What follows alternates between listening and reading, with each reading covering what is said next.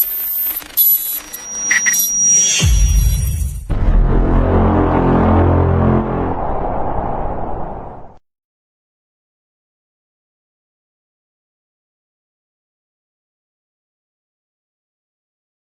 tatimmus salihan. Segala puji bagi Allah Jalla Jalaluh, yang karena nikmatnya kebaikan menjadi sempurna.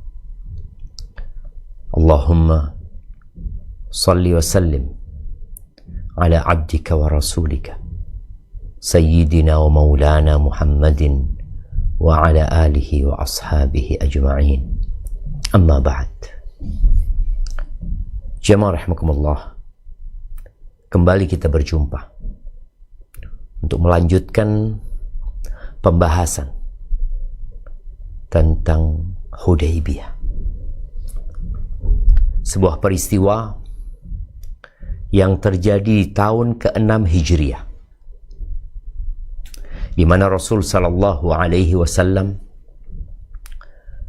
setelah perang Khandaq yang terjadi di tahun ke-5, di tahun ke-6, Nabi alaihi salatu wassalam bersama para sahabatnya meninggalkan kota Madinah An-Nabawiyah. Kemana mereka pergi? Mereka hendak melaksanakan ibadah umrah.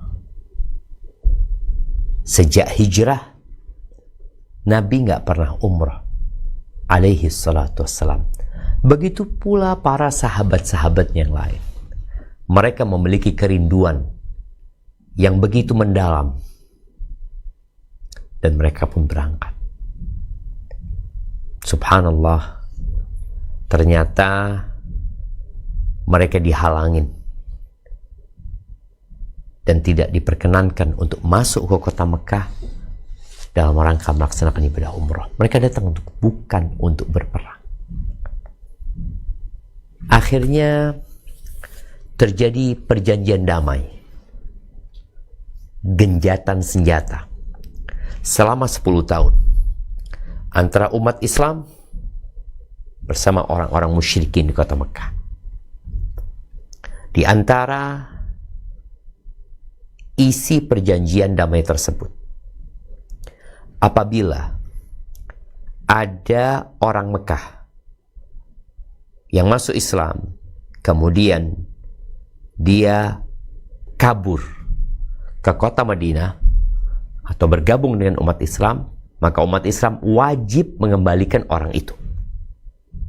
Sebaliknya, kalau ada orang Islam yang murtad dan kembali ke Mekah, maka umat Islam tidak punya hak apa-apa. Ya, ada sedikit penindasan yang dilakukan oleh orang Mekah. Tapi posisi umat Islam sulit pada waktu itu. Mereka harus menerima. Kemudian mereka nggak boleh berangkat umroh, nggak boleh masuk ke Mekah sekarang. Tahun depan baru boleh balik. Padahal dari Hudaybiyah ke kota atau ke Ka'bah tinggal beberapa kilometer lagi. Tapi mereka tidak diperbolehkan. Mereka menerima itu. Umat Islam pulang dengan sedikit kekecewaan, wajar. Tapi mereka yakin akan ada hikmah di sana. Subhanallah jemaah. Al-Imam Bukhari meriwayatkan bahwa setelah Nabi alaihi salatu wassalam pulang dari Hudaybiyah, di perjalanan beliau mengatakan, unzilat alayya al-laylah suratun la hiya ahabbu ilayya mimma tala'at alaihi syams. Tadi malam telah diturunkan kepadaku sebuah surat yang itu lebih aku cintai, lebih aku sukai daripada dunia ini yang terbit matahari kepadanya. Apa yang turun? Ternyata yang turun adalah Inna fatahna laka fatham mubina. Kami telah memberikan kemenangan kepadamu dengan kemenangan yang nyata. Padahal secara kasat mata, enggak. Umat Islam di posisi yang tertindas. Di poin-poin perjanjian itu, memojokkan umat Islam. Menghinakan umat Islam. Tapi Allah menyebutnya kemenangan yang nyata. Ibnu Katsir dalam tafsir surat Al-Fatah dia mengatakan surat ini turun ketika Rasul sallallahu alaihi wasallam pulang dari Hudaybiyah di bulan Dzulqa'dah di tahun ke-6 Hijriah. Di bulan Dzulqa'dah. Apa kemenangan? Padahal kelihatannya kekalahan. Sebelum kita membaca kembali poin-poin hikmah dari perjanjian Hudaybiyah ini, ketahuilah bahwa yang masuk Islam dalam 2 tahun setelah perjanjian ini, tahun ke-6 ya, kemudian sampai tahun ke-8 Hijriah, itu jumlahnya lebih banyak daripada yang masuk Islam sejak diutusnya Rasul sallallahu alaihi wasallam sampai perjanjian Hudaybiyah. 13 tahun di Mekah plus 6 tahun itu 19 tahun. Jadi yang masuk Islam di 2 tahun ini melebihi jumlah umat Islam yang masuk Islam selama 19 tahun. Bukankah tujuan Islam itu adalah menyelamatkan umat manusia dari kesesatan? Bukankah tujuan Islam itu hadir untuk berbagi kasih sayang kepada seluruh manusia agar mereka selamat dari kesesatan, dari kegelapan, dari kezaliman? Subhanallah. Itu di antara hikmahnya. Maka nanti ketika Fathu Makkah, penaklukan kota Mekah, jadi Hudaybiyah ini adalah kunci ditaklukkannya Mekah. Kuncinya di Hudaybiyah. Kalau ketika umroh Nabi SAW berangkat dengan 1.400 kira-kira. Ketika berangkat lagi 2 tahun kemudian, beliau membawa 10.000 pasukan. Subhanallah. Tapi kita lanjutkan untuk menggali hikmah-hikmah yang lainnya, supaya kita tahu bahwa terkadang yang kita lihat ya, yang kita pandang dengan mata kita, hakikatnya lebih baik daripada yang kita lihat. Tapi kita butuh bersabar dan berbaik sangka dengan pencipta langit dan bumi. Tafadhol dilanjutkan. Poin 12.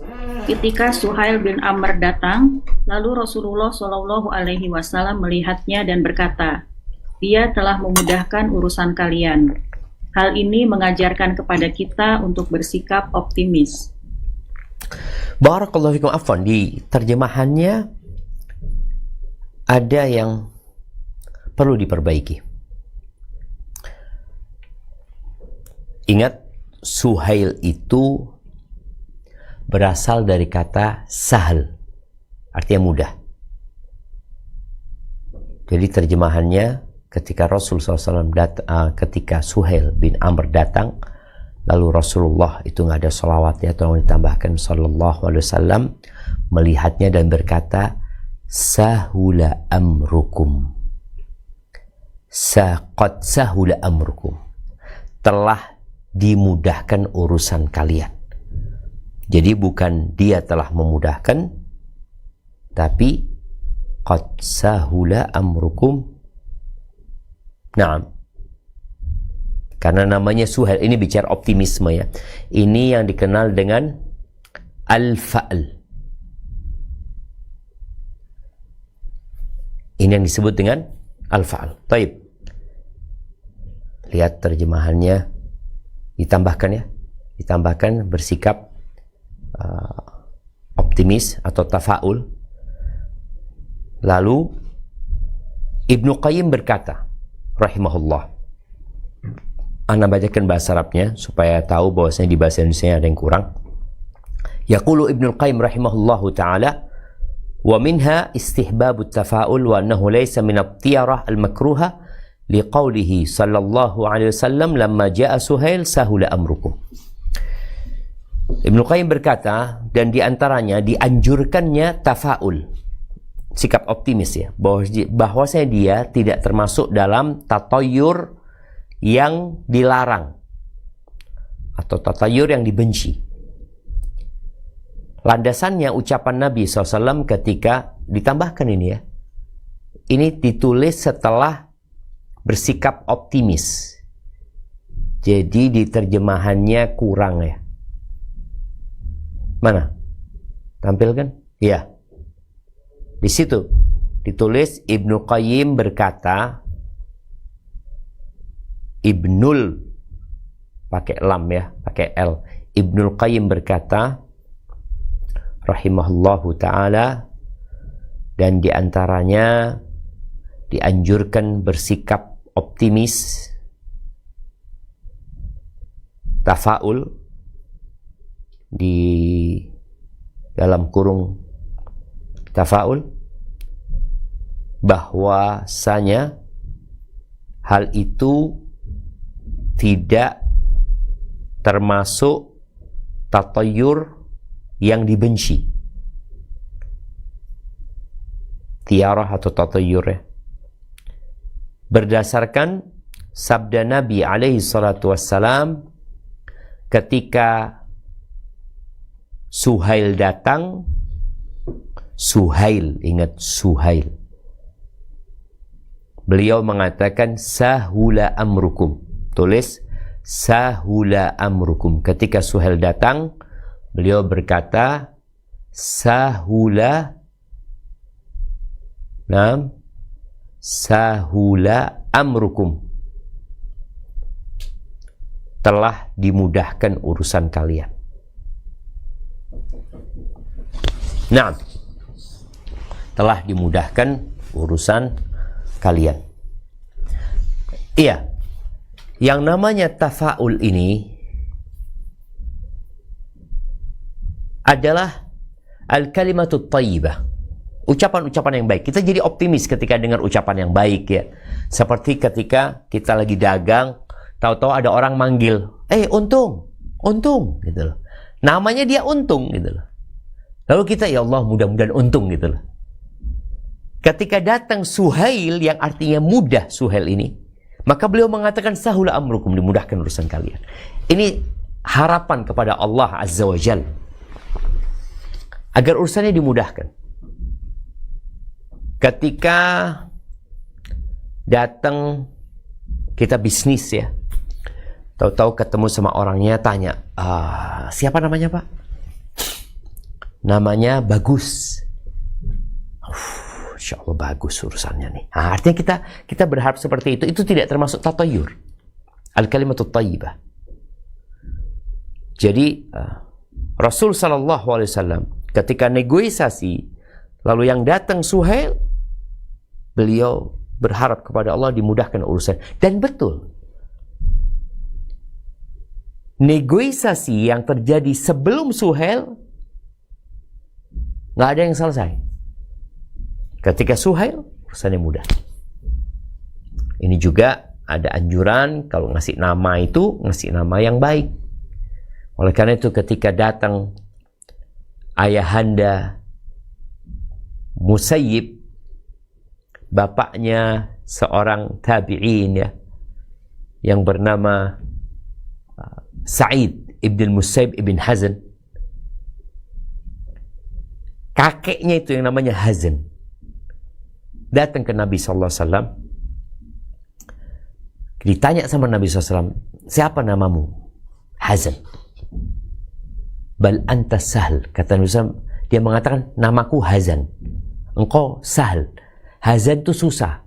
Kalau tanah itu, Hazan itu tanah yang susah untuk ditanamin, susah untuk dicapai gitu loh. Maka Nabi SAW mengatakan, engkau Sahl, engkau mudah gitu loh. Oh, dia nggak mau. Aku nggak mau merubah nama pemberian orang tuaku, kata dia. Akhirnya katanya cucunya nih, Said, sejak itu di rumah kita mesti ada kesusahan, artinya kesulitan, sikap karakter orang itu keras. Ada karakter itu. Nama itu berdampak, maka kita disuruh milih nama yang baik-baik. Begitu pula tadi, kalau kita berurusan dengan orang yang namanya baik, ya kita berharap semoga Allah kasih kemudahan. Itu nggak apa-apa. Dan telah dicontohkan oleh Nabi SAW. Baik, yang ke-13. 13. Sikap beberapa sahabat yang belum bisa menerima perjanjian Hudaybiyah. Dalam hal ini, kita mendapatkan suatu pelajaran tentang pentingnya menomorduakan akal jika terdapat teks-teks syariat yang telah menerangkan dengan jelas. Dan kita mendukung ucapan Abu Bakar kepada Umar, berpegang teguhlah dengan keputusannya. Sesungguhnya dia itu utusan Allah, bukan sebaliknya, dengan menghantam teks syariat dengan akal dan pendapat kita. Umar berkata, "Wahai manusia, abaikanlah akal di hadapan agama. Aku pernah menyanggah pendapat Rasulullah SAW dengan ijtihad akalku. Demi Allah, tidak menemui kebenaran, yaitu pada peristiwa Abu Jandal atau perjanjian Hudaybiyah. Kita harus hati-hati bersikap menentang syariat dengan akal kita. Bahkan kita harus mengabaikan akal dan mendahulukan teks Al-Quran dan As-Sunnah, tunduk dan patuh kepadanya sekalipun berbeda dengan pendapat dan akal kita. Pada hakikatnya, syariat itu tidak bertentangan dengan akal, tetapi akal kitalah yang masih terbatas, kadang kita menduga sebaliknya." Barakallahu fikum. Naam. Ini ada beberapa yang juga luput dari penerjemah ya. Anda nggak tahu apa penerjemahnya menerjemahkan dengan buku yang berbeda. Maksudnya buku yang berbeda kan cetakan itu kadang-kala mengalami revisi, penyempurnaan ya. Iya, itu ada ucapan Umar bin Khattab, benar. Kemudian di buku aslinya ada ucapan Sahl bin Hanif radhiyallahu anhu. Dia mengatakan inhu ra'yakum. Sama kira-kira dengan ucapan Umar bin Khattab ya. Sampai dia mengatakan ra'aituni yawma Abi Jandal. Aku melihat diriku pada waktu hari Abu Jandal. Abu Jandal ini insyaallah putranya Suhail bin Amr. Yang ketika dia masuk Islam, dia menggulingkan dirinya dalam kondisi terikat untuk bergabung dengan umat Islam. Maka Suhail mengatakan, ini yang pertama aku minta untuk dikembalikan. Kata Rasulullah SAW, kan belum selesai perjanjiannya. Oh, kalau gitu nggak usah ada perjanjian. Akhirnya Abu Jandal dikembalikan kepada orang-orang musyrikin. Maka Sahl bin Hanif mengatakan, Ra'aituni, aku melihat diriku pada hari Abu Jandal itu. Walau astati an arudda amra Rasulillah sallallahu alaihi wasallam la radattu. Andai kata aku bisa membantah dan menolak perintah Nabi SAW, aku akan bantah pada waktu itu. Karena dia melihat gimana sih ini orang masuk Islam ya, kok dikembalikan ke orang-orang musyrikin gitu. Dan Abu Jandal mohon mereka akan menyiksaku agar aku keluar dari agamaku. Tapi tetap Nabi SAW menyerahkannya. Kemudian disebutkan di buku aslinya, wa yaqulu Syekh Muhammad bin Abdul Wahhab rahimahullahu taala fi fawaid sulhul Hudaybiyah, disebutkan bahwasanya di antara faedah sulhul Hudaybiyah adalah ma'rifatu fadilati taslim lisyari' fi ma lam yudrak bil aql. Adalah mengenali keutamaan berserah diri kepada syariat dalam perkara yang akal kita nggak nyampe gitu. Udah serahkan kepada syariat. Kenapa kita harus repot-repot, jemaah? Akal manusia itu memiliki keterbatasan.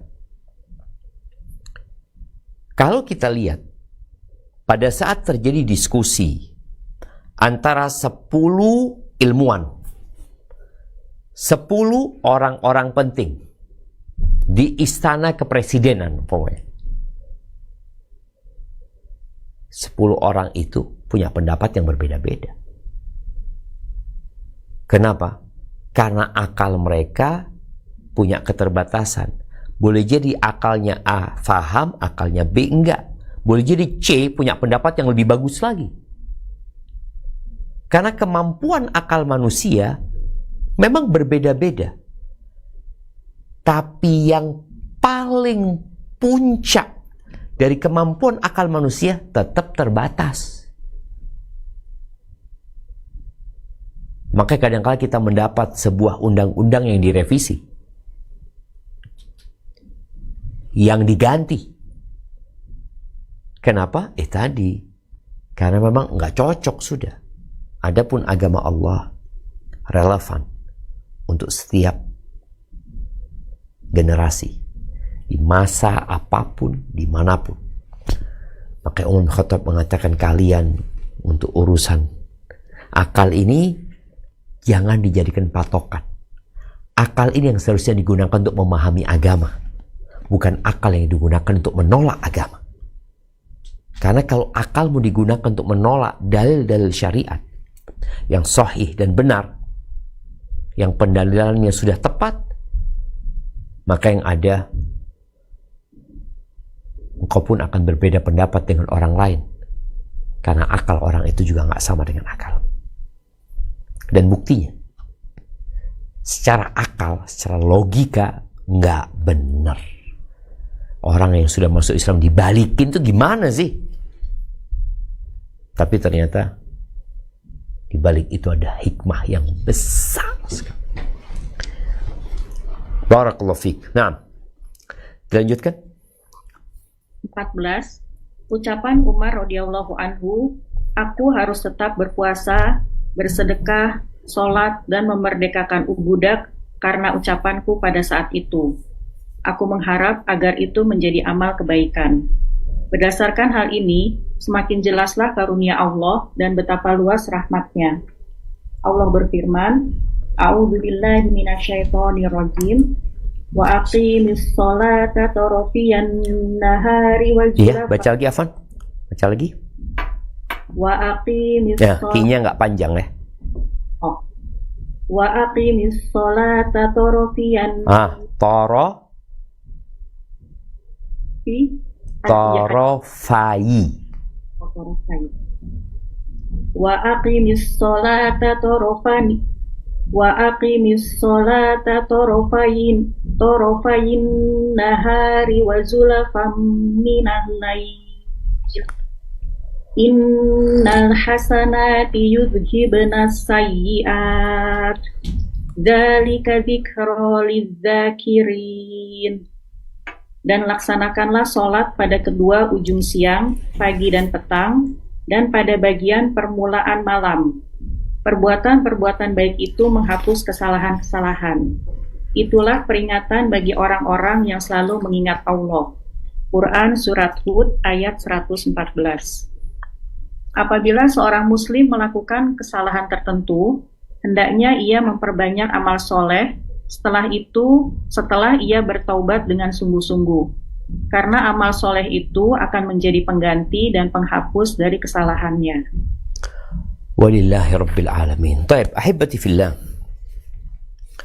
Umar bin Khattab, gara-gara dia meragukan kebijakan yang diambil Rasul Sallallahu Alaihi Wasallam, bahkan dia mengatakan, bukankah kita di atas kebenaran dan mereka di atas kebatilan? Umar melihat, kok bisa ya? Alama nu'tid daniya fi dinina. Kenapa kita memberikan kehinaan atas diri kita sendiri dalam urusan agama kita? Yang kita tahu ini adalah yang benar. Umar sadar bahwa yang dia lakukan adalah sebuah kesalahan. Umar bertobat. Syaratnya tobat, menyesal. Yang kedua, meninggalkan perbuatan dosa itu. Yang ketiga, bertekad untuk tidak mengulangi. Tapi subhanallah, orang yang bertobat dianjurkan untuk memperbanyak amal soleh. Kenapa? Karena dosa yang kadang-kala nempel di hatinya itu perlu dibersihkan. Selain dengan tobat, maka amal soleh ini yang akan menghapuskan sisa-sisa dosa yang nempel di jantung. Umar mengatakan apa? Ini mungkin terjemahannya perlu diperbaiki. Aku harus tetap berpuasa. Enggak. Maziltu asum.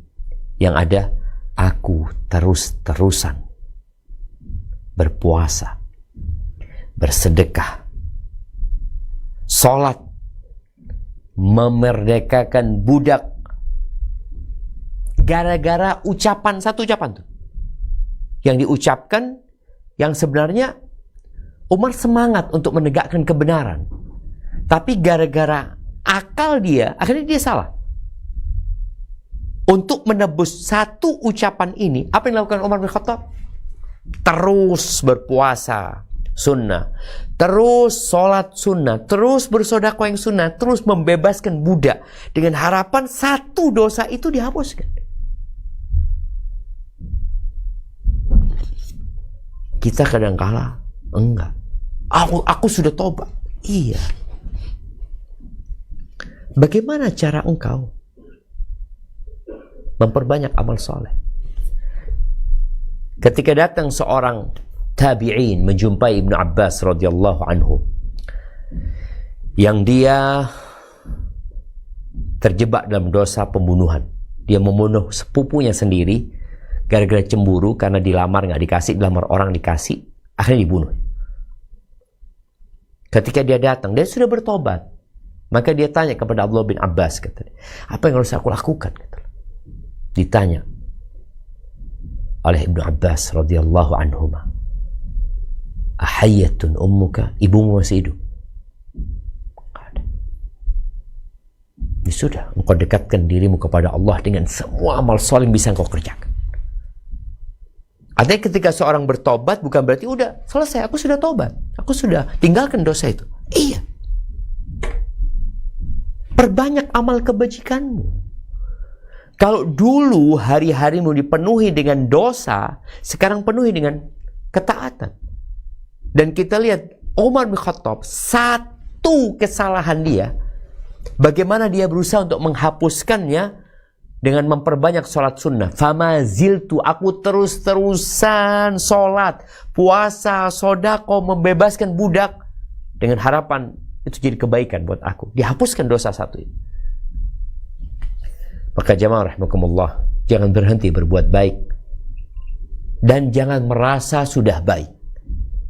Ketika engkau sudah tobat, sudah selesai, engkau harus memperbanyak amal soleh. Maka terkadang sebagian kita yang tatkala hijrah, dia mengatakan, kok terus-terusan setiap musibah datang silih berganti, kok punya banyak dosa. Apa kebajikan yang bisa engkau kerjakan? Boleh jadi karena sedikitnya amal solehmu, musibah-musibah datang untuk menghapuskan dosamu. Dan dengannya kemudian derajatmu diangkat kalau engkau sabar menghadapinya. Barakallahu fiik. Nah, lanjutkan. 15. Penyerahan kembali Abu Jandul bin Suhail Abu Jandal. Namanya Abu Jandal ini salah ketik ya. Penyerahan kembali Abu Jandal bin Suhail bin Amr kepada kaum musyrikin ketika ia datang untuk bergabung kepada kaum muslimin karena terikat dengan perjanjian Hudaybiyah. Dalam hal ini kita mendapat dua pelajaran. A. Rasulullah Shallallahu Alaihi Wasallam adalah orang yang sangat menepati janji sekalipun terasa sulit untuk dilakukan. B. Pentingnya seorang muslim menepati janji, baik dalam keadaan mudah atau sulit, baik demi kepentingan dirinya maupun bagi orang lain.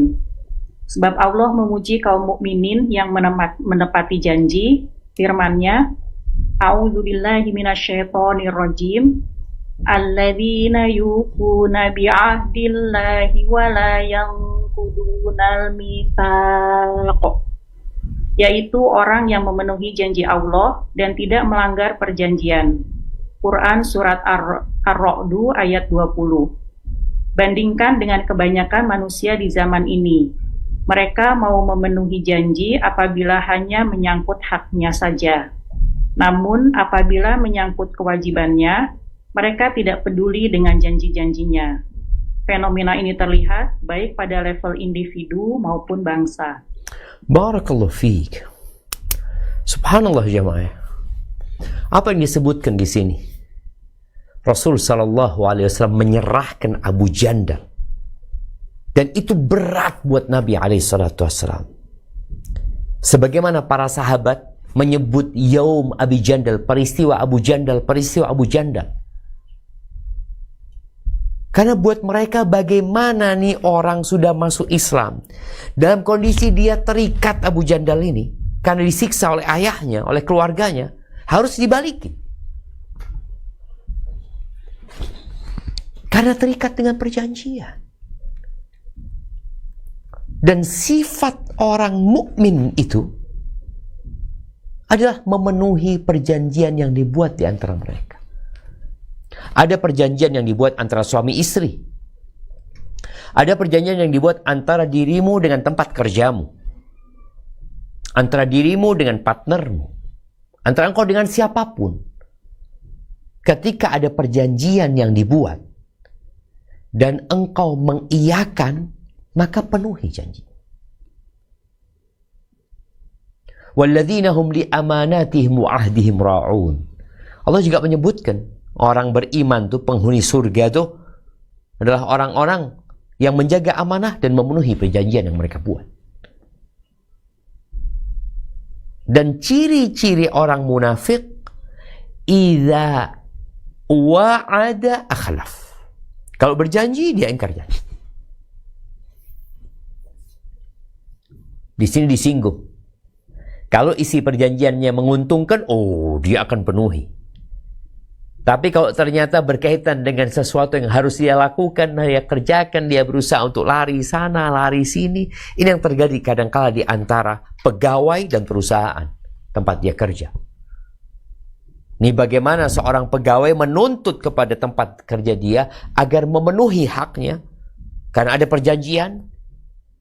Tapi engkau sebagai pegawai nggak memenuhi hak tempat kau kerja. Di sini disebutkan juga, ini fenomena yang terjadi di level perorangan, perusahaan, negara. Maka perlu adanya pengkajian dan kajian.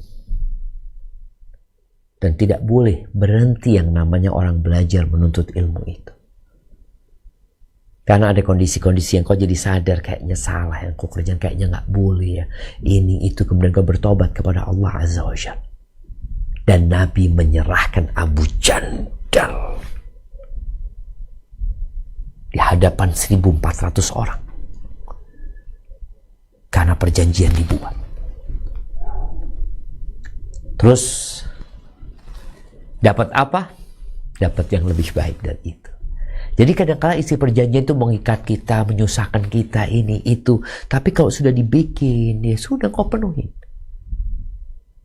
Insya Allah akan ada solusi. Karena fa inna ma'al usri yusra. Bersama kesulitan ada kemudahan. Baik, dilanjutkan.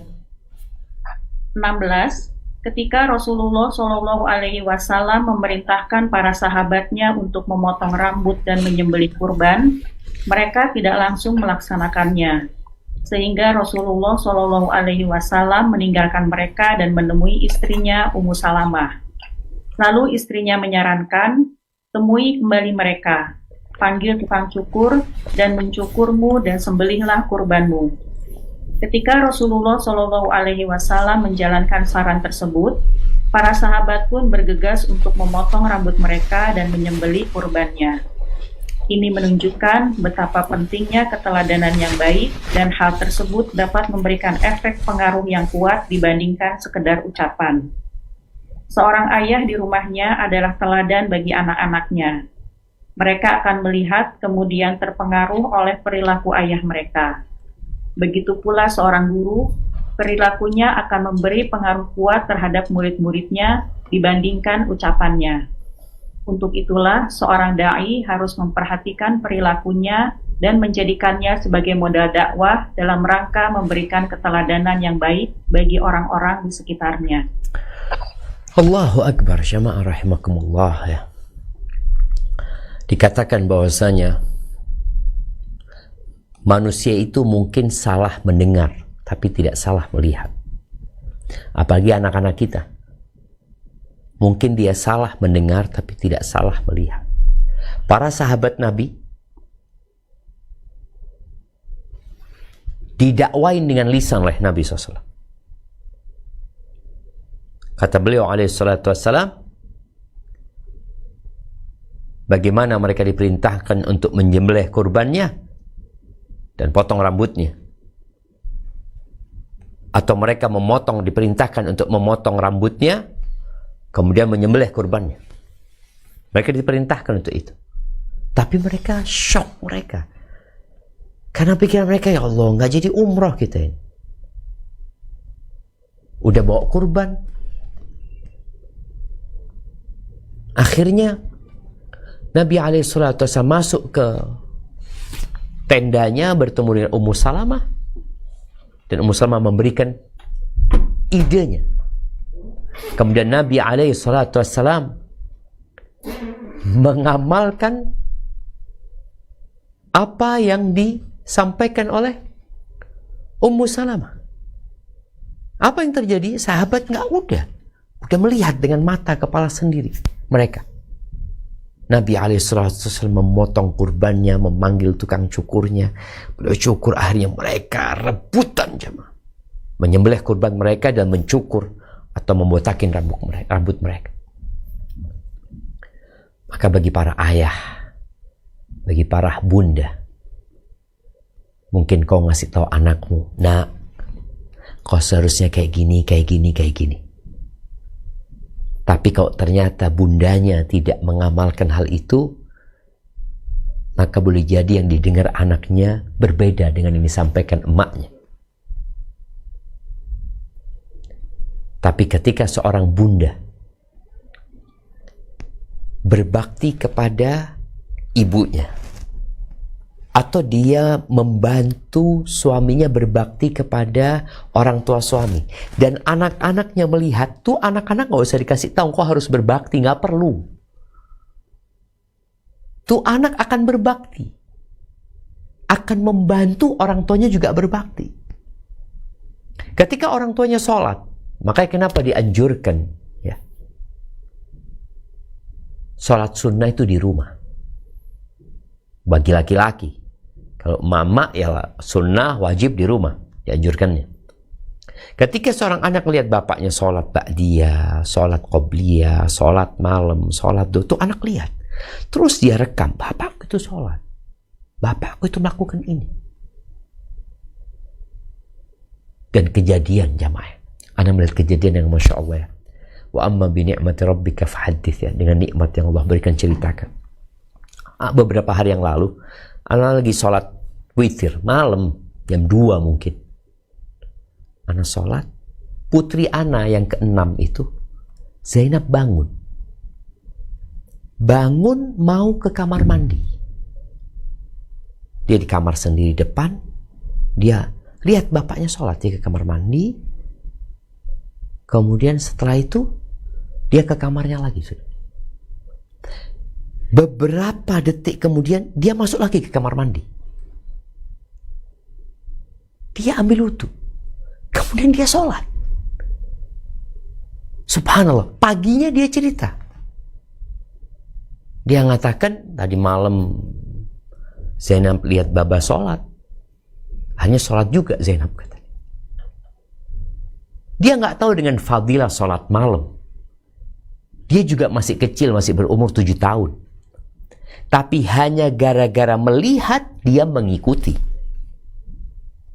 Maka jangan sampai engkau pertontonkan buat anak-anak di rumah yang tidak baik. Kenapa? Karena mereka akan mengikuti. Dan ucapan ya, seperti orang tua yang rokok lalu mengatakan kepada anaknya jangan ngerokok. Anak itu dengarnya salah. Apa ya? Enak rokok itu ya? Iya. Kenapa? Karena ada yang mau jangan rokok tapi terus ngebul. Udah batuk-batuk loh tuh, jangan ngerokok tuh, batuk-batuk orang ngerokok itu. Tapi akhirnya tetap ngerokok. Seorang ayah yang mengatakan kepada anaknya atau ibu, itu HP ditaruh. Tapi dia pegang HP. Dia sibuk dengan handphonenya. Maka akhirnya sang anak akan melakukan itu. Berapa banyak ya konten-konten yang dibuat untuk menyadarkan orang tua bahwa engkau adalah contoh buat anak-anak. Ketika di meja makan, ayah itu pegang handphone, anaknya pegang handphone semuanya. Sampai ada yang emaknya marah ya. Karena dia melihat ini. Makan itu waktunya untuk ngobrol, waktunya untuk menyatukan hati. Subhanallah jemaah. Di meja makan itu disatukan yang terbang dengan yang berenang. Di meja makan itu disatukan yang terbang, burung. Itu nyatunya di meja makan. Sama apa? Sama ikan. Terus sama sapi, nyatu di meja makan. Maka jadikan meja makan itu memang ya tempat untuk menyatukan hati. Di sini pentingnya orang tua menjadi qudwah. Udah taruh handphonemu, taruh semua, udah ngobrol di sini. Insya Allah anak-anak akan taruh handphonenya, dia akan ngobrol juga, dia akan nimbrung di sana. Contoh lain, bicara qudwah. Ini para ibu-ibu nih. Kalau dia menyuguhkan makanan buat suaminya, dia mungkin bikin sarapan ya ini itu. Ketika suaminya sudah duduk, engkau harus duduk di situ. Jangan ngurusin yang lain, jangan nyapu, jangan ini itu.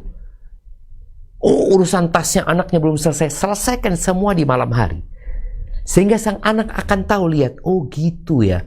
Kalau menjadi seorang istri, jadi dampingin suami makan. Ini qudwah. Mendidik dengan teladan. Bukan dengan omongan, bukan dengan teori, bukan dengan cerita. Tapi dengan apa yang mereka lihat. Barakallahu fiik. Nah. 17. Metode motivasi dalam berdakwah. Rasulullah Shallallahu Alaihi Wasallam menjelaskan tentang keutamaan mencukur pelontos daripada mencukur pendek saja. Dengan mengulang-ulang doa agar mendapatkan curahan rahmat bagi yang mencukur pelontos sebanyak 3 kali. Sementara yang memendekkan saja hanya mendapatkan 1 kali dari doa beliau Shallallahu Alaihi Wasallam. Ini artinya anjuran untuk mencukur pelontos bagi orang yang tengah berikram saat bertahalul. Barakallahu fikum. Naam ahibati fillah. Jadi Nabi alaihi salatu wassalam, beliau tidak sedang menjelaskan hukum. Ini pembahasan botak sama memendekkan. Itu dibahas di buku fikih haji dan umroh. Kadang-kala pembahasannya tentang boleh dan tidak boleh. Kalau dikatakan boleh nggak memendekkan, oh boleh. Membotak lebih baik. Maka Nabi SAW demi memotivasi para sahabat agar mereka membotaki rambutnya, beliau mendoakan Allahumma arhamil muhalliqin, Allahumma gfir lil muhalliqin. Ya Allah, ampuni, rahmati orang-orang yang membotak rambutnya. Sahabat, ya Rasulullah, doakan juga yang memendekkan rambutnya. Doakan lagi yang membotak rambutnya. Yang ketiga, doakan lagi yang membotak rambutnya, baru yang memendekkan rambut. Dan kita diperintahkan dalam urusan akhirat ini berlomba-lomba. Fastabiqul khairat. Maka Nabi SAW menjelaskan mana yang utama dan mana yang lebih utama. Lalu, ya terserah engkau. Engkau mau ngamalkan yang mana? Kembali kalau bicara hukum fikih, oh boleh 7 helai sini, 7 helai sini, 7 helai sini. Itu bicara hukum boleh. Tapi mana yang lebih utama? Mana yang didoakan Nabi SAW? Oh, yang membotak rambutnya. Terus kenapa kita yang berangkat umroh boleh jadi seumur hidup sekali menyia-nyiakan fadilah ini. Oh kan nggak wajib Ustaz. Betul, nggak wajib. Terserah engkau. Nah, dilanjutkan. 18. Rasulullah Shallallahu Alaihi Wasallam menggiring hewan kurbannya berupa unta yang dahulunya milik Abu Jahal, karena di hidungnya terdapat anting dari perak adalah untuk membakar amarah kaum musyrikin. Karena ini diganti ya. Dikatakan dan di hidungnya atau yang di hidungnya, yang di hidungnya. Rasulullah Shallallahu Alaihi Wasallam menggiring hewan kurbannya berupa unta yang dahulunya milik Abu Jahal, yang di hidungnya terdapat anting dari perak, adalah untuk membakar amarah kaum musyrikin. Ibnul Qayyim berkata, dari sini terdapat suatu pelajaran yang dapat dipetik, yaitu dianjurkannya untuk membangkitkan amarah musuh Allah. Karena Nabi Shallallahu Alaihi Wasallam menggiring unta kurbannya yang dahulunya milik Abu Jahal, dengan tanda di hidungnya berupa anting-anting perak untuk membangkitkan amarah kaum musyrikin. Allah berfirman tentang sifat Nabi Shallallahu Alaihi Wasallam dan sahabat.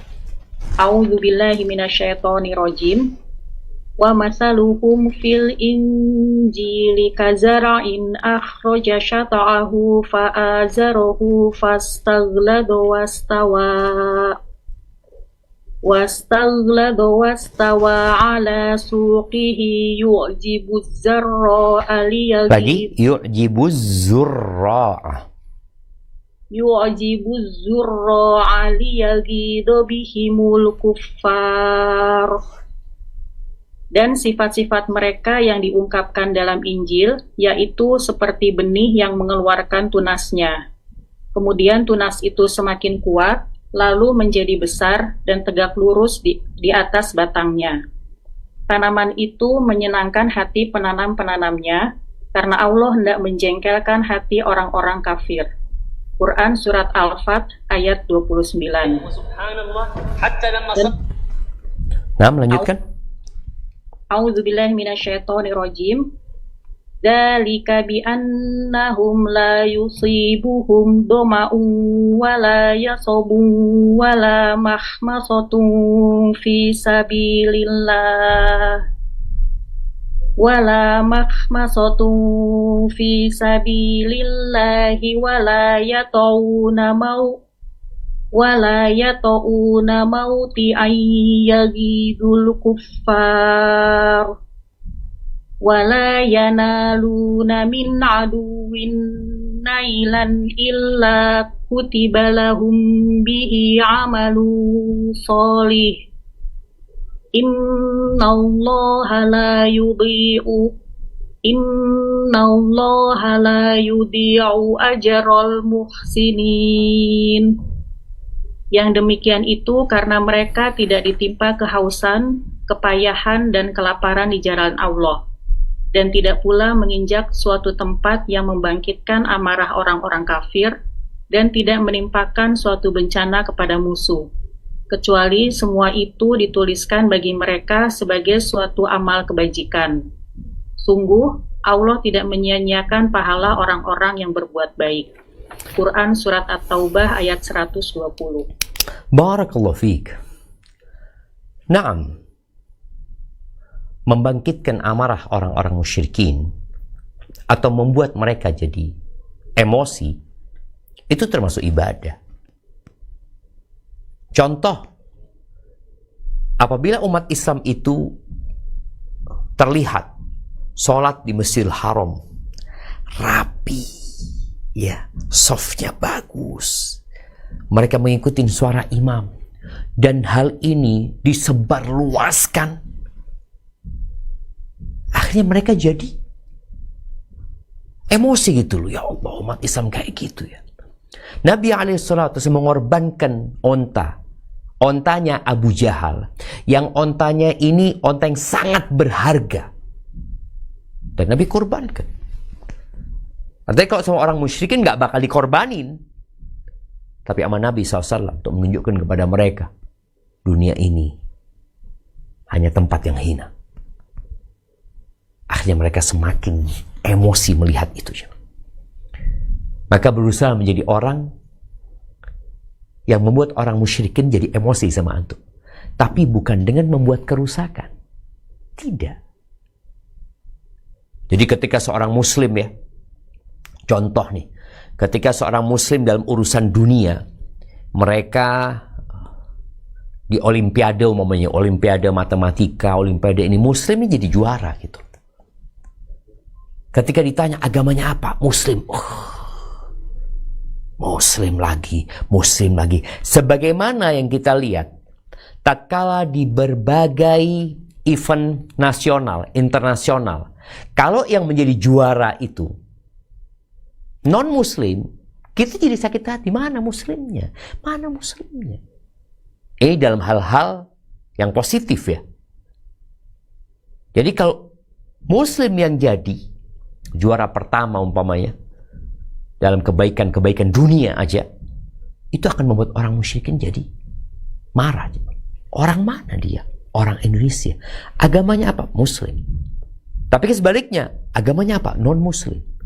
Akhirnya kita jadi berkecil hati. Ini termasuk ibadah. Jadi bagaimana menanamkan di diri kaum muslimin ini, engkau berbuatlah kebaikan. Cetaklah prestasi yang gemilang lillahi ta'ala. Bukan untuk dirimu, tapi untuk mengharapkan ridha Allah dan membuat tadi musuh-musuh Islam jadi apa istilahnya orang-orang kebakaran jenggot ya. Mereka jadi emosi gitu. Ini termasuk ibadah yang mungkin ya diabaikan oleh banyak orang. Dan sudah Allah sebutkan ayat-ayatnya di sini ya. Di surat Al-Fatih Allah mengatakan liyaghidha bihimul kuffar.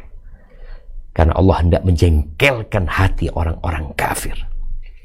Kemudian di surat At-Taubah Allah juga sebutkan wala yata'una mauti an yaghidhul kuffar. Tidaklah mereka menginjak suatu tempat yang membangkitkan amarah orang-orang kafir. Kenapa dilihat Islam ini semakin maju, semakin canggih, semakin kembali. Kalau contoh pula ya, ketika masjid penuh dengan umat Islam, mereka akan jengkel. Wah, umat Islam ini memenuhi masjid sekarang. Jadi salah satu tujuan engkau mungkin bersama kawan-kawan, ayo kita makmurkan masjid ini.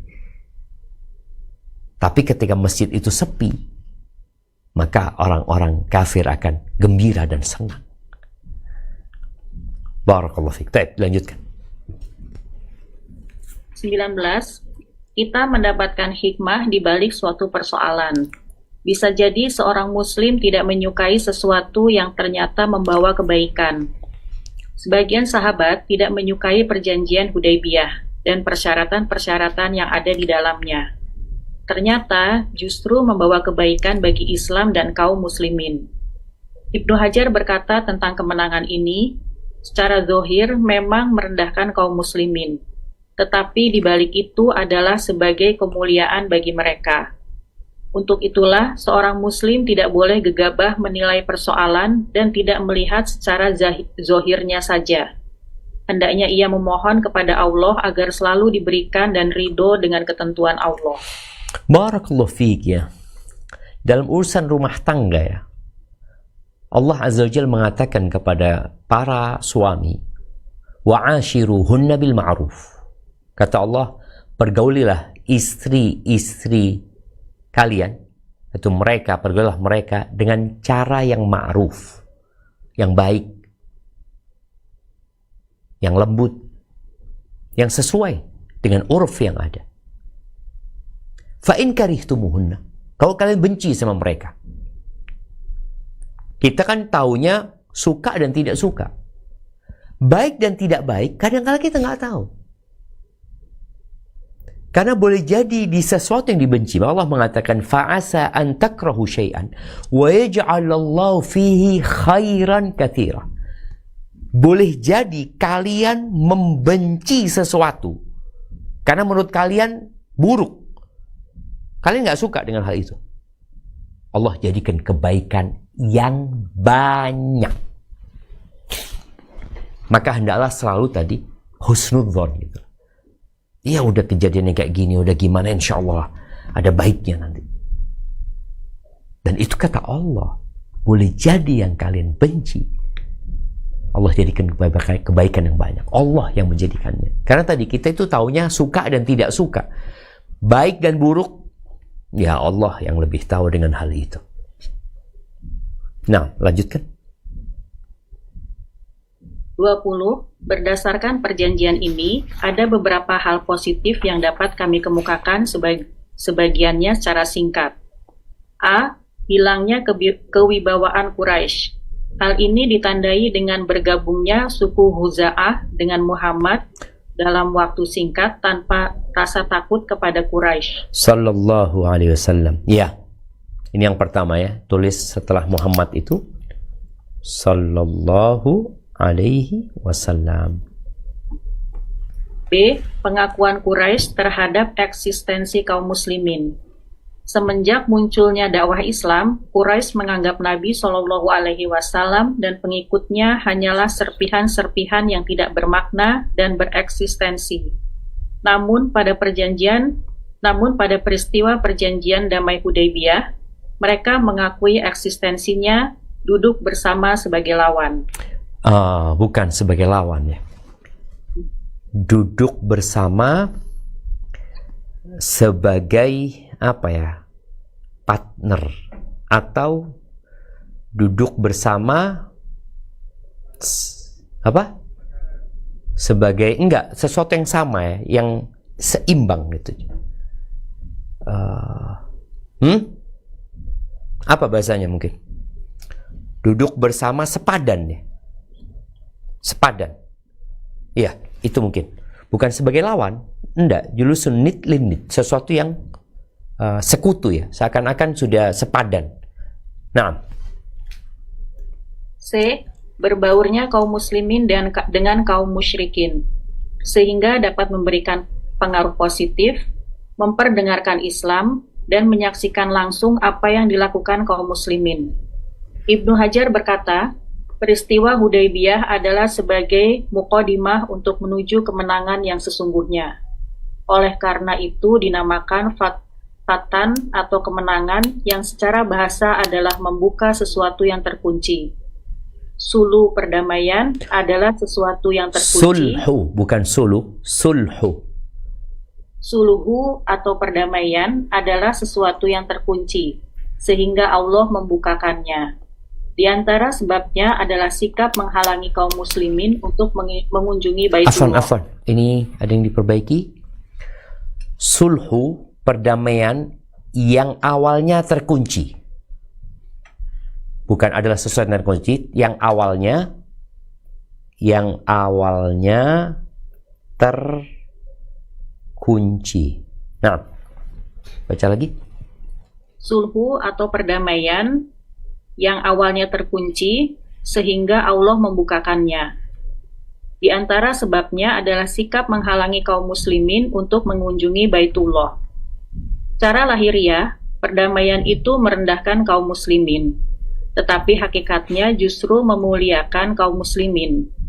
Karena manusia dengan adanya gencatan senjata pada butir perjanjian tersebut dapat berinteraksi dengan bebas. Kaum muslimin dapat memperdengarkan Al-Quran kepada kaum musyrikin dan mendiskusikan Islam secara terbuka dengan aman. Sebelumnya mereka tidak dapat berbicara secara terbuka, kecuali dengan berbisik-bisik.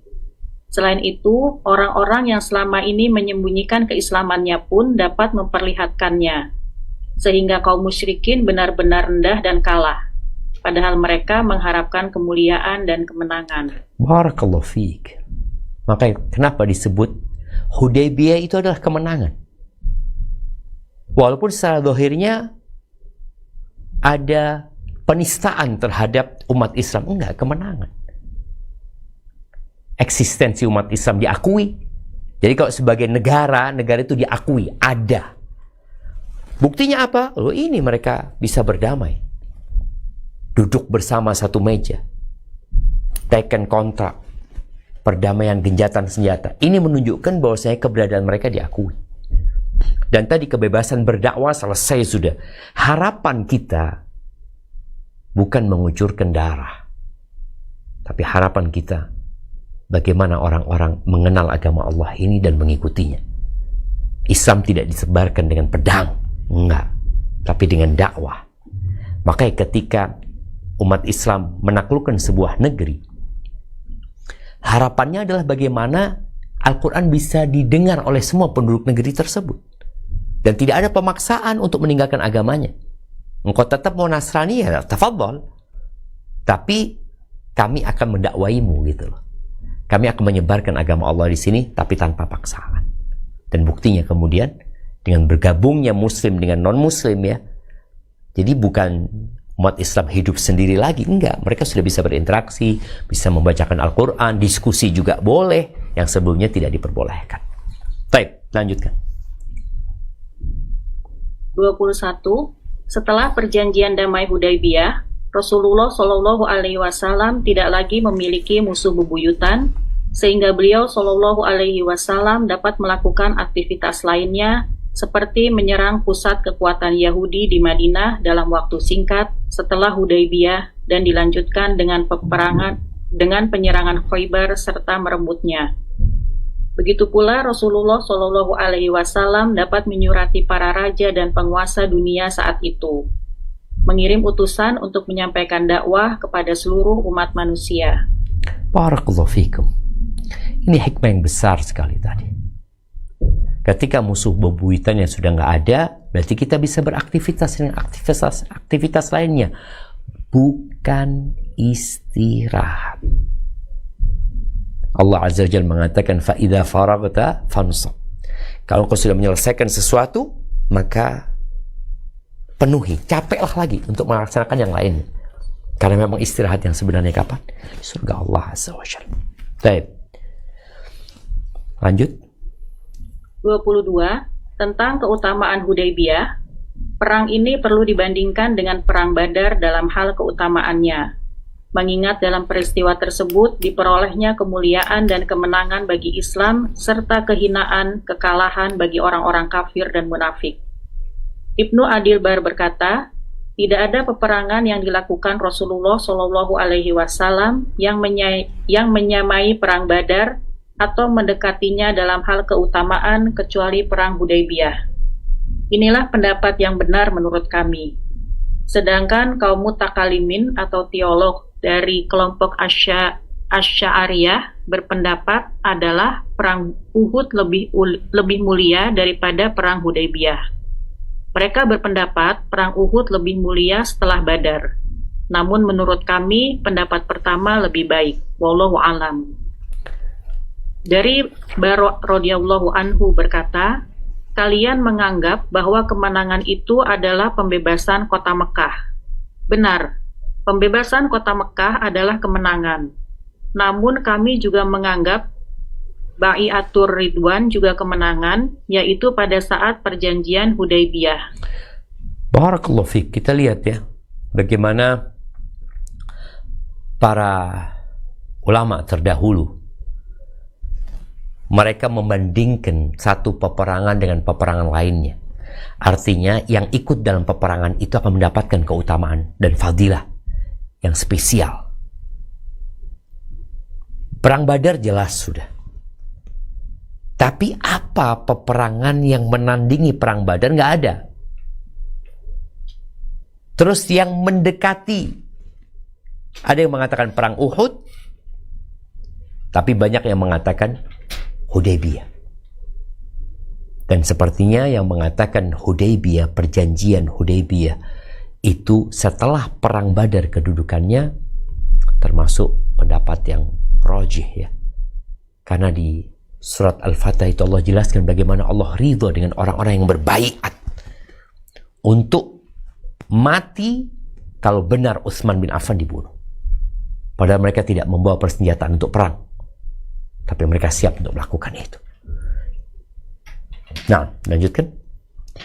Az-Zuhri berkata, belum pernah terjadi kemenangan dalam Islam sehebat perang Hudaybiyah. Pada umumnya dalam perang terjadi pertempuran. Tetapi ketika perjanjian Hudaybiyah, justru api peperangan padam. Manusia merasa aman untuk saling bertemu dan berbicara serta berdiskusi.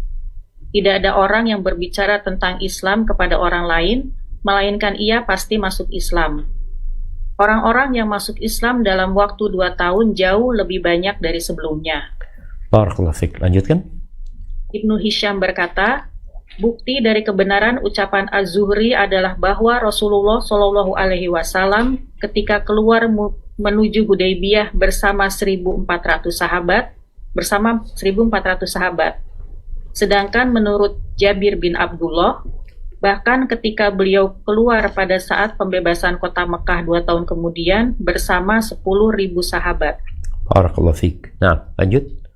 Jabir radhiyallahu anhu berkata, Rasulullah Shallallahu Alaihi Wasallam berkata kepada kami pada saat Hudaybiyah, kalian adalah sebaik-baiknya penduduk muka bumi.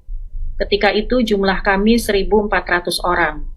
Seandainya aku dapat melihat hari ini, niscaya akan aku tunjukkan kepada kalian di mana letak pohon itu. Barakallahu fiik. Ini yang, nah, ada yang kurang di sini ya. Jadi ditambahkan firman Allah di surat Fatah ayat 18 ya. Setelah ucapan 10.000 sahabat, ada sebuah ungkapan yang penting ditulis di sini. Ini bila dilihat kepada perjanjian. Ini apabila dilihat kepada perjanjian. Adapun yang menghadirinya, yang melakukan bai'atur ridwan, maka Allah berfirman tentang mereka itu di surat Al-Fatah ayat 18. Di mana Allah mengatakan, laqad radhiyallahu 'anil mu'minin. Allah telah ridha kepada orang-orang beriman, idh yubayi'unaka tahta asy-syajarah.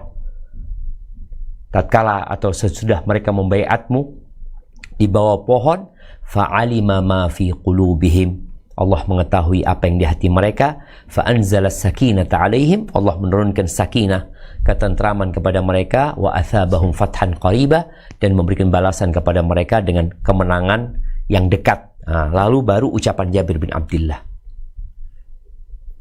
Iya. Ahibati fillah. Oh, lanjutkan, belum selesai ucapan Jabir itu.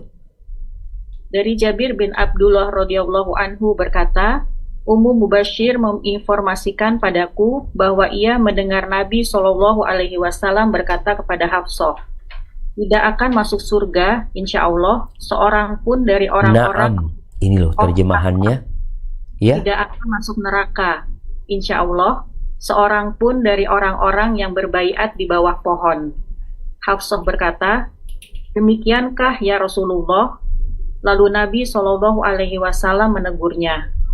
Kemudian Hafsah membaca, tidak ada satupun di antara kalian kecuali akan melintasinya. Nabi Shallallahu Alaihi Wasallam berkata, sungguh Allah telah berfirman, kemudian kami selamatkan orang-orang yang bertakwa dan kami biarkan orang zalim berlutut di dalam neraka. Na'udzubillahi minan nar. Jadi tadi kalau membandingkan peristiwanya, maka setelah Badar adalah Sulhul Hudaybiyah. Kalau membandingkan orang-orangnya, maka setelah sahabat-sahabat yang mengikuti perang Badar, maka sahabat-sahabat yang mengikuti Bai'atur Ridwan, yang mereka membaiat Nabi SAW di bawah pohon saat peristiwa Hudaybiyah. Dan subhanallah ya, bagaimana Rasul SAW mengatakan, la yadkhulun nar insyaallah min ashabis syajarati ahad. Tidak akan masuk neraka insyaallah seorang pun dari orang-orang yang berbaiat di bawah pohon, itu baiatur ridwan. Kemudian Hafsah mengatakan, ya Rasulullah, bukankah Allah menyebutkan semuanya akan memasuki neraka? Maka Nabi menyebutkan ayat sesudahnya, thumma nunajjil ladzina taqaw, kemudian kami menyelamatkan orang-orang yang bertakwa. Jadi semua orang, siapapun akan melewati neraka di atas sirat. Ada yang lewat selamat, ada yang lewat terluka selamat, dan ada yang lewat kemudian berjatuhan. Semoga Allah menyelamatkan kita pada hari itu. Barakallahu fiik. Itu mungkin dapat kita kaji pada kesempatan kali ini. InsyaAllah kita akan lanjutkan dengan pembahasan surat-surat Nabi alaihi salatu wassalam kepada raja-raja, penguasa-penguasa, bukan mengajak mereka untuk berperang, tapi mengajak mereka untuk masuk Islam, untuk hidup dalam rahmat Allah Azza wa Jalla. Taib, ana rasa ini cukup. Kita masuk ke sesi tanya jawab. Tafadhal. Barakallahu fiik. Jazakumullahu khairan atas materinya kepada kami. Berikut pertanyaan pertama. Bismillah. Assalamualaikum warahmatullahi wabarakatuh. Waalaikumsalam warahmatullahi wabarakatuh. Izin bertanya, jika seorang anak trauma dan membenci bapaknya karena pernah dizinai atau mendapatkan tindakan pelecehan oleh bapaknya sendiri, apakah sang anak masih harus berbakti kepada bapaknya? Bolehkah bagi sang anak menjaga jarak dan menjauhi atau tidak mau lagi menyambung silaturahmi dengan bapaknya? Dan bagaimana sikap sebagai seorang ibu dalam menyikapi ujian tersebut? Dan apakah sebaiknya mengajukan hulu kepada suami yang telah melakukan hal demikian demi melindungi anaknya? Mohon penjelasan dan nasihatnya. Jazakumullahu khairan. Barakallahu fiik. Jamaah rahimakumullah, sebelum menjawab pertanyaan ini pentingnya ketika anak-anak sudah balik di rumah itu, hendaklah memakai pakaian yang sopan. Tidak mengenakan pakaian yang menampilkan lekak-lekuk tubuhnya karena merasa ini mahram orang tuanya. Tetap dia pakai pakaian yang sopan. Memang dia nggak harus pakai jilbab, namun tetap menggunakan pakaian yang sopan yang tidak membuat orang tuanya terfitnah atau kakak adiknya terfitnah. Karena sekarang banyak pakaian-pakaian dipakai di rumah ya, kadang-kala mereka merasa, loh kan ini anak mahram, kemudian pakai celana pendek di rumah. Nggak boleh, karena hal itu akan menimbulkan fitnah dan menimbulkan syahwat. Maka pakai pakaianlah yang sopan, yang tidak menampilkan sekali lagi lekak-lekuk tubuhnya dan menyikap aurat dia. Akhirnya terjadi seperti tadi yang disebutkan, terjadi pelecehan. Disebutkan jamaah ungkapan Bang Napi yang ketika mengatakan waspadalah, apa kata dia? Seorang melakukan kriminal itu bukan karena ada niat, tapi ada kesempatan. Karena adanya kesempatan, maka jangan menggoda. Ini yang pertama. Kemudian yang kedua, bagi anak-anak gadis ini juga yang sudah besar, dewasa, mungkin kamarnya dikunci ketika dia tidur ya. Karena boleh jadi ketika orang tidur itu ya tersingkap, namanya orang tidur nggak berasa. Orang tua juga harus beradab ketika masuk ke kamar anaknya.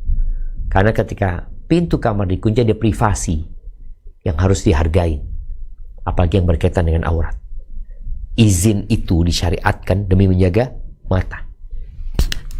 Baik, kemudian kembali kepada pertanyaan apa yang harus dilakukan. Maka lihat, apabila orang tua tidak berubah, dan kalau sang anak ini dekat sama orang tua, boleh jadi orang tuanya akan melakukan itu, maka menghindar adalah solusi. Tapi kalau orang tua yang sudah bertobat dengan taubatan nasuha, tetap ya kita tahu kita wajib berbakti dengan orang tua kita, walaupun dia kafir, walaupun dia memerintahkan kepada kekufuran, walaupun dia jahat, tapi semua sesuai dengan yang mampu kita lakukan. Karena jangan sampai kita membahayakan diri kita. Kita tetap berbakti tanpa harus membahayakan diri kita. Kalau kedekatan kita membahayakan diri kita, maka kita dari jauh berbaktinya, tapi tetap berbakti dengan mendoakan, dengan apa? Dengan mengirimin sesuatu. Tapi kalau orang tuamu nggak bertobat dan ternyata semakin parah nantinya, dan sang ibu khawatir, apalagi ada ibu yang suka keluar rumah, umpamanya kerja, nih anak boleh jadi sama bapaknya, maka khulu boleh jadi menjadi solusi. Mana nggak tahu kondisinya seperti apa. Maka yang perlu dilakukan memperbaiki bapaknya dulu sebelum engkau berpikir untuk khulu. Tapi kalau memang nggak memungkinkan, ya sudah, berpisah demi menyelamatkan anak dan menyelamatkan rumah tangga sebenarnya. Jadi perceraian itu kadang-kadang untuk menyelamatkan rumah tangga ini dari kehancuran. Jadi berpisah baik-baik mungkin jadi solusi. Tapi kalau ternyata kayaknya kalau pisah Ustaz, boleh jadi anak ini ikut sama bapaknya. Oh jangan kalau gitu, lebih parah lagi nantinya. Maka perlu ada mediasi atau musyawarah yang mempertimbangkan antara maslahat dan mudaratnya, antara yang positif dan negatif kalau harus berpisah atau kalau harus bertahan. Barakallahu fikna. Pak Ustadz, jazakumullahu khairan atas nasihat dan pencerahannya. Pertanyaan berikutnya, apakah ada janji Allah berupa ampunan dosa kepada orang yang seperti Ana dan istri saya yang dulu pernah menjadi misionaris sebelum masuk Islam dan mengajak kepada kekufuran di masa lalu? Dan kemudian, apakah saya zolim kepada anak dan istri saya ketika saya menyerahkan semua harta yang dititipkan Allah kepada kami kepada orang tua saya? Karena orang tua saya memintanya sebagai bentuk konsekuensi akibat kami masuk Islam. Barakallahu fiik. Naam ahibati fillah, barakallahu fiik. Man taba Allah alaih. Barang siapa yang bertobat, Allah akan menerima tobatnya. Kalau dikatakan tadi sebagai misionaris yang mungkin sudah banyak mengajak orang kepada kekufuran, ketahuilah bahwa banyak di antara para sahabat Nabi yang dulunya adalah duat, adalah misionaris kekufuran. Khalid bin Walid, ya, bukan hanya misionaris, tapi dia memerangi Nabi alaihi salatu wassalam, ya. Abu Sufyan, ya, Umar bin Khattab, ya. Mereka adalah orang-orang yang dulunya bukan hanya mengajak kepada kekufuran, bahkan menyiksa orang-orang yang masuk Islam. Tapi ketika mereka masuk Islam, selesai, dosa-dosanya dihapuskan, bahkan semua keburukan yang dia lakukan akan diganti dengan kebaikan. Maka jangan pernah berkecil hati, teruslah berharap kepada Allah Subhanahu wa taala, dan ketika kau masuk Islam, ya ada konsekuensi. Kalau tadi dikatakan apakah zalim ketika menyerahkan uang itu, hartanya, demi menyelamatkan agamanya? Enggak. Itu uangmu, kalau memang miliknya. Beda kalau uangnya istri, ya nggak boleh diserahkan kepada orang tua.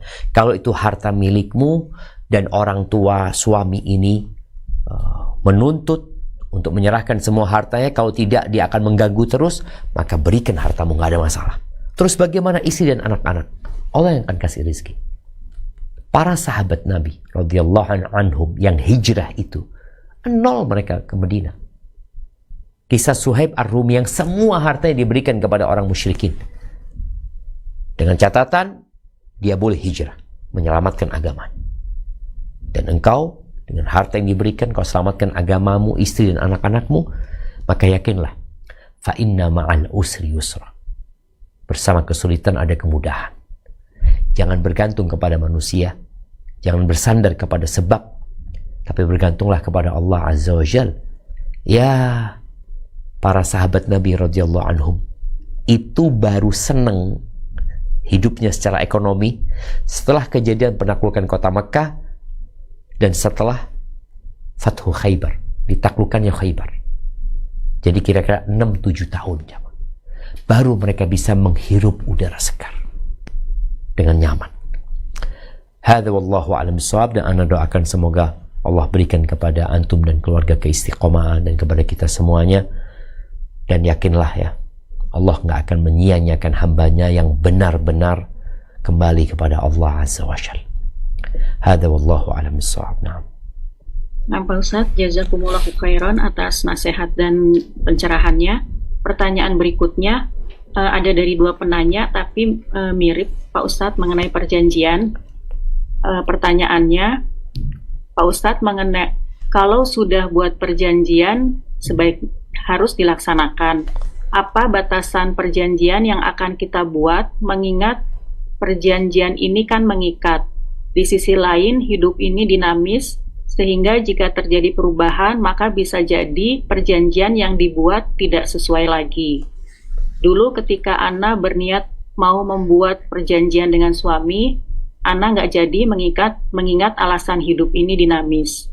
Begitu juga mungkin dengan perjanjian pranikah. Apa bisa perjanjian ini dibatalkan begitu saja? Apa ada tanggung jawab dari pembatalan perjanjian ini, baik tanggung jawab sesama manusia maupun tanggung jawab kepada Allah? Barakallahu fikum. Naam ahibati fillah, betul yang disampaikan tadi. Ketika seorang membuat perjanjian yang nggak tahu apakah ke depan perjanjian ini masih relevan, bisa dilakukan, atau akan ada peristiwa-peristiwa yang menyebabkan perjanjian itu perlu direvisi, maka revisi yang dibuat itu harus sesuai dengan kesepakatan. Contoh perjanjian dibuat.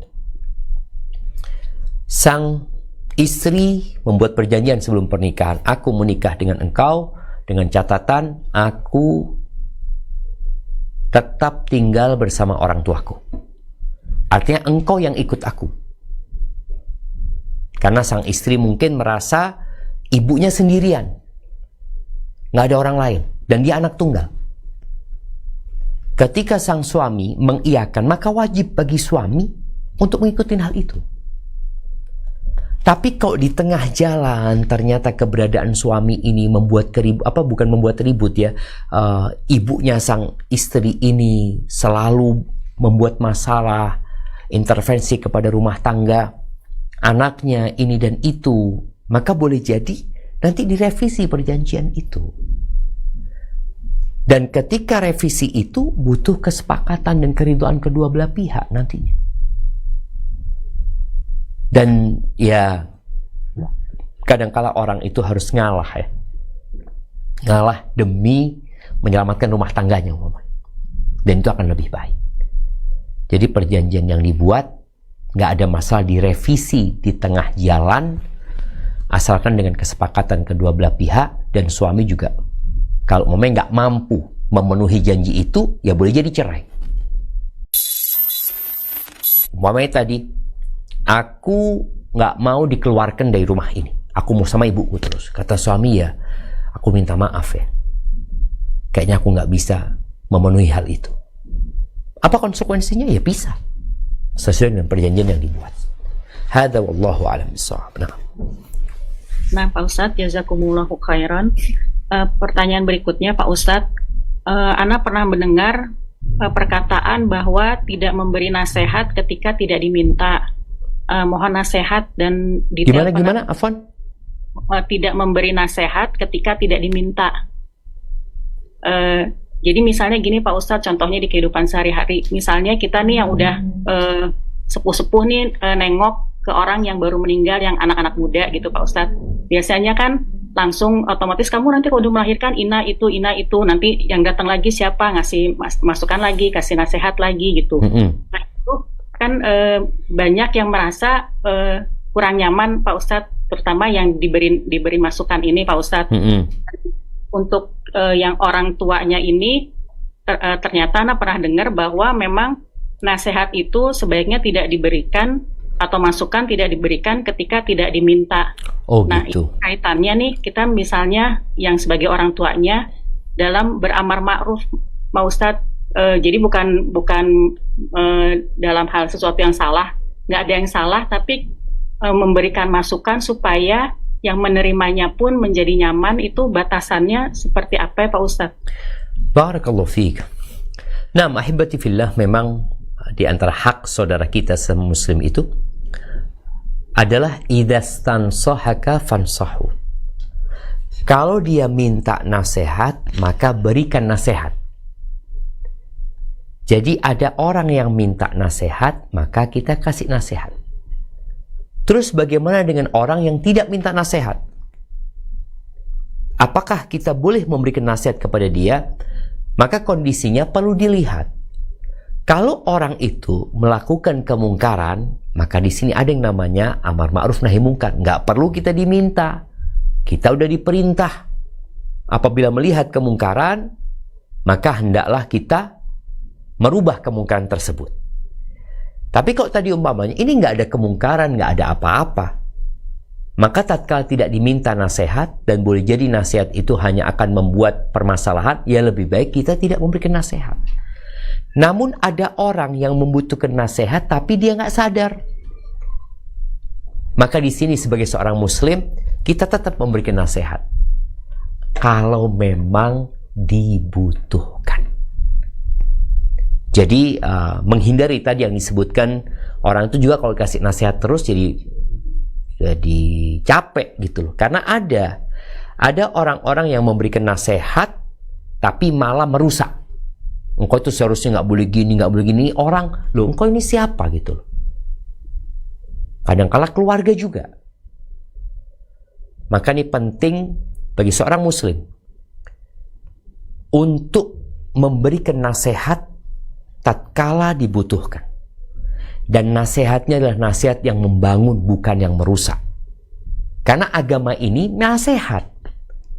Ad-dinun nasihat, kata Nabi SAW. Nasihat itu artinya menginginkan kebaikan buat orang lain gitu loh. Tapi kita juga harus bijak. Umpamanya ada orang kerabat kita mau nikah.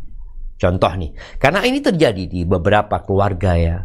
Ada fulana mau nikah, tahu-tahu dapat nasihat dari fulan akhirnya nggak jadi nikah. Maka tolong yang memberikan nasihat melihat apakah memang dibutuhkan nasihat. Apakah nasihat anak akan membangun atau akan menghancurkan. Maka ini penting. Karena agama ini nasihat menginginkan kebaikan buat orang lain. Kalau ternyata tadi kita ngasih nasihat membuat dia malah berantakan hidupnya, jangan. Lalu yang terakhir, jangan sampai orang jenuh dengan nasihatmu. Nabi SAW tidak selalu memberikan nasihat. Kata Abdullah bin Mas'ud radhiyallahu taala anhu, kana yatakhawwaluna bil mau'izah makhafata as-sa'amati alaina. Nabi SAW itu jarang-jarang, artinya beliau ngasih nasihatnya itu ada jeda waktu gitu loh. Kenapa? Takut kita jenuh. Ini juga harus diperhatikan.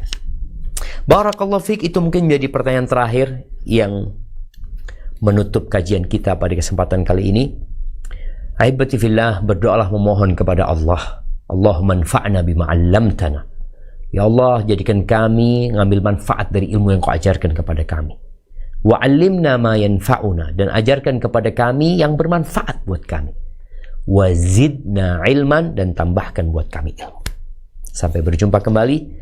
Semoga senantiasa dalam lindungan ilahi. Ana mohon undur diri. Subhanakallahumma bihamdika asyhadu an la ilaha illa anta astaghfiruka wa atubu ilaik. Wassalamualaikum warahmatullahi wabarakatuh.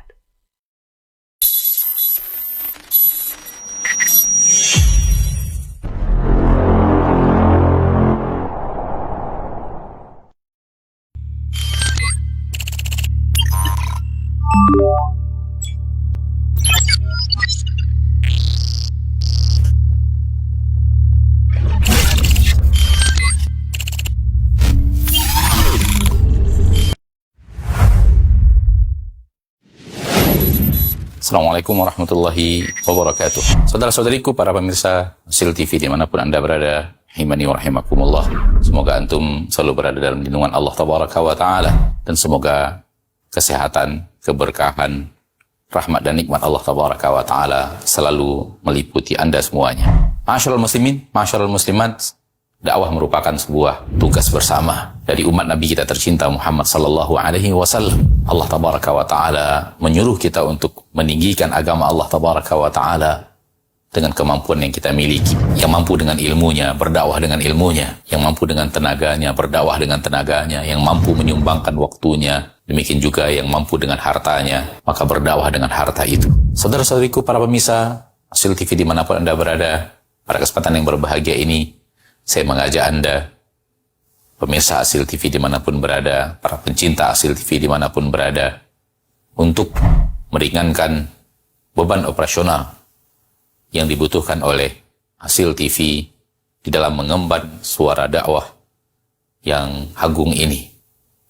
Mari infakkan sebahagian daripada yang Allah Tabaraka wa Ta'ala mudahkan kepada kita, dari apa yang Allah rezekikan kepada kita, guna kepentingan syiar dakwah melalui media-media, di antaranya adalah Asil TV. Melalui Asil TV, sangat banyak saudara-saudari kita kaum muslimin dan muslimat yang bisa mendapatkan dakwah di bumi yang sangat jauh, di negeri yang sangat terpencil. Bahkan tidak sedikit dari mereka yang mendapatkan hidayah kepada sunnah Rasulullah SAW melalui media Asil TV yang kita cintai. Semoga apa yang antum berikan merupakan pembuka kebaikan, merupakan pembuka hidayah bagi saudara-saudari antum menuju jalan yang sesuai dengan sunnah Nabi kita tercinta SAW, sehingga di akhirat mendapatkan pahala bagaikan seorang yang di tangannya Allah Tabaraka wa Ta'ala bukakan hidayah kepada seseorang, seperti yang dikatakan Nabi kita tercinta SAW, la iyahdiyallahu bika rajulan wahidan khairun laka min humurin na'am. Sekiranya satu orang mendapatkan hidayah melalui dirimu, melalui usahamu, melalui apa yang telah engkau berikan, melalui apa yang telah engkau dakwahkan, maka itu lebih baik daripada unta merah. Sebagian para ulama mengatakan lebih baik daripada dunia dan perhiasannya. Sallallahu wasallam wa baraka wa an'am ala abdihi wa rasulihi Muhammad. Walhamdulillahi rabbil alamin. Assalamualaikum warahmatullahi wabarakatuh.